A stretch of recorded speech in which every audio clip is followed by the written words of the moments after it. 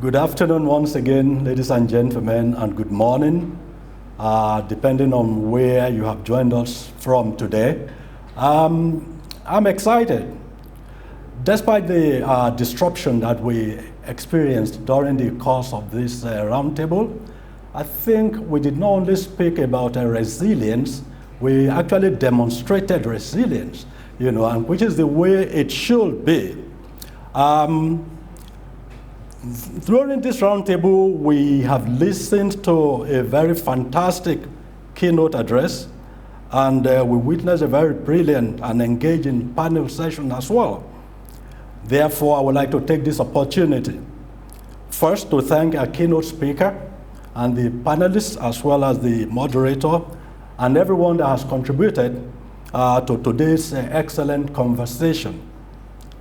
So it is now time to look beyond the gateway and consider the possibilities for turning the many suggestions and ideas that have been expressed here into enduring realities for the benefit of the communities that we all have continued to serve with great passion.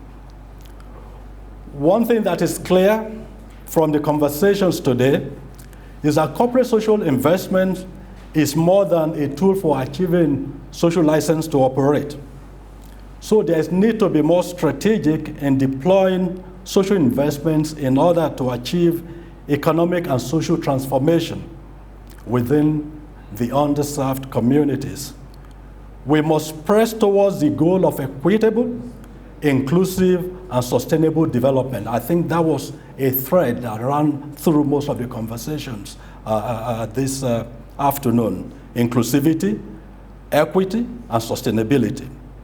So from today onwards, companies need to explore more partnership opportunities to leverage the collective strength of diverse stakeholders.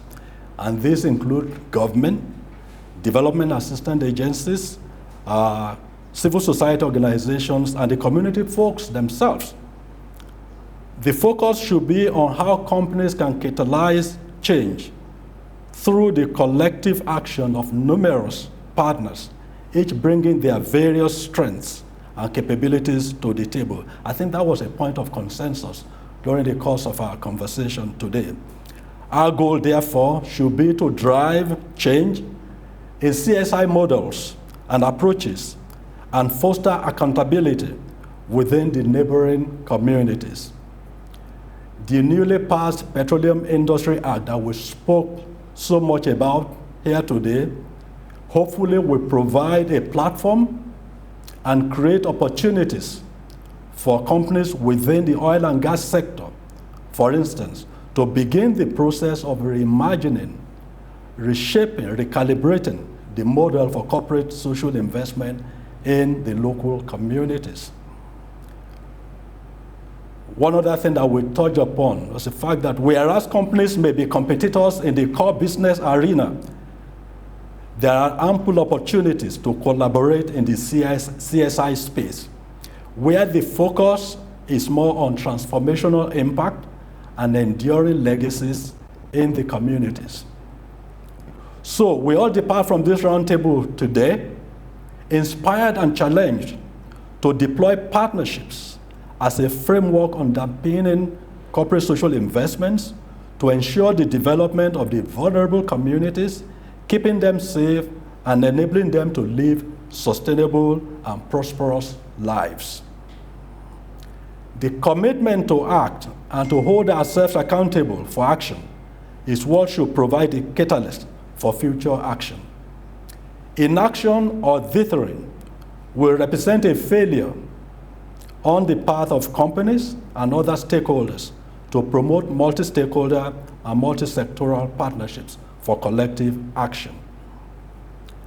As a foundation for partnership initiatives, we at PIND have got partnerships in our DNA.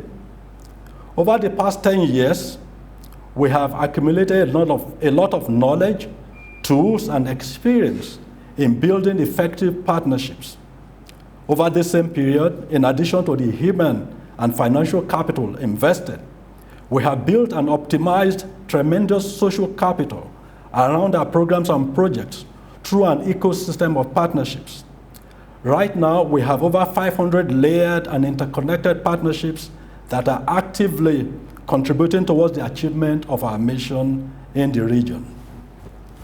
Based on this, we are ready and willing to help broker and nurture partnerships between the oil and gas companies, the communities, government, and other stakeholders as the nation awaits with great optimism the implementation of the new Petroleum Industry Act, especially the host community development trust component of it.